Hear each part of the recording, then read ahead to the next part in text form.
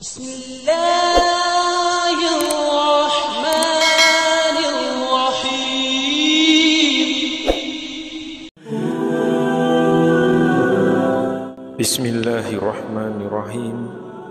Assalamualaikum warahmatullahi wabarakatuh. Syukur alhamdulillah kita masih dipertemukan kembali di channel ini. Salawat dan salam selalu dan tetap tercurahkan kepada junjungan kita Nabi besar Muhammad sallallahu alaihi wasallam. Allahumma shalli ala sayyidina Muhammad wa ala ali sayyidina Muhammad. Harapan dan doa saya semoga sahabatku semuanya selalu diberikan kesehatan, dilapangkan rezekinya, diampuni dosa-dosanya, dipanjangkan umurnya, dan semoga kita tidak mati kecuali mati dengan beriman dalam Islam. Dan sempatkanlah menuliskan salawat di kolom komentar, insyaallah akan menjadi bukti cinta kita kepada Rasulullah Muhammad sallallahu alaihi wasallam. Semoga kita semua mendapatkan syafaat beliau di akhirat kelak. Amin ya rabbal alamin. Sahabat beriman yang dimuliakan Allah, seringkali kita melihat atau bahkan mengalami sendiri bahwa ketika sedang sholat kita merasakan terharu dan kemudian keluarlah air mata dan menangis terseduh-seduh saat sholat tersebut. Menangis dalam sholat itu bisa dikarenakan karena kita mengingat dosa-dosa kita, atau ketika kita memohon dengan begitu khusyuknya kepada Allah Subhanahu wa Ta'ala. Luapan perasaan yang ada di dalam hati pun kadang menjadi tidak terbendung, hingga akhirnya tumpahlah perasaan tersebut hingga menangis dalam sholat atau saat berdoa. Bagi pemahaman sebagian orang di masyarakat kita, menangis dalam sholat itu menjadi pertanda tersendiri bahwa dirinya sedang mencapai puncak kekhusyukan dalam beribadah. Apakah memang benar demikian dalam Islam? Benarkah seseorang yang menangis ketika sholat kualitas ibadahnya lebih baik dibandingkan dengan yang tidak menangis? Sahabat beriman yang dimuliakan Allah, apa yang menjadi pemahaman umat Islam tentang menangis dalam sholat itu? Bahwa dirinya sedang khusyuk, bisa benar namun juga bisa salah.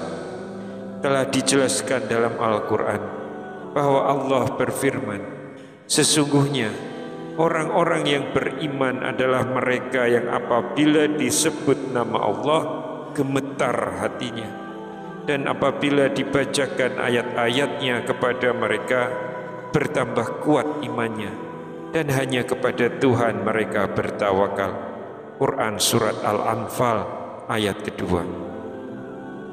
Dari ayat tersebut maka ada orang-orang yang ketika dibacakan ayat-ayat Al-Quran lalu bergetar hatinya dan ingatannya kepada Allah pun meningkat. Dan yang paling menarik dari ayat ini adalah bahwa ayat ini tidak pernah berbicara tentang apakah ayat Al-Quran itu dimengerti isi dan maknanya atau tidak.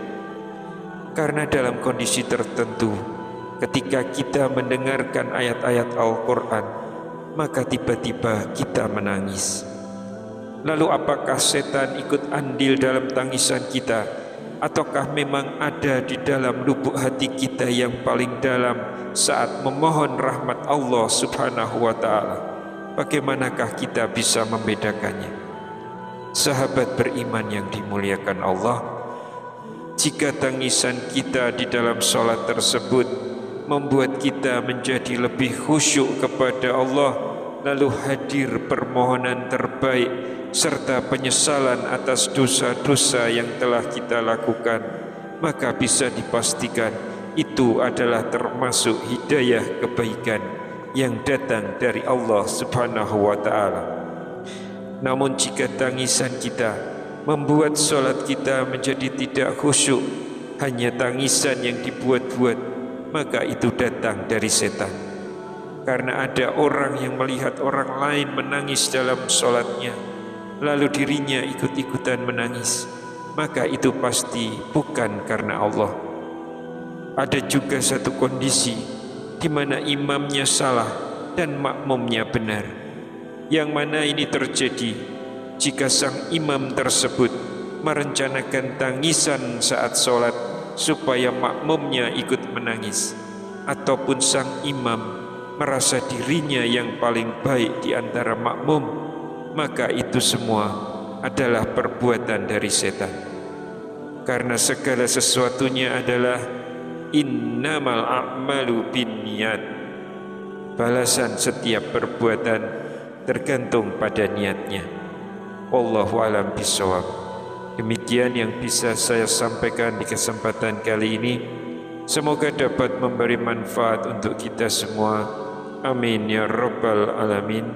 Wassalamualaikum warahmatullahi wabarakatuh.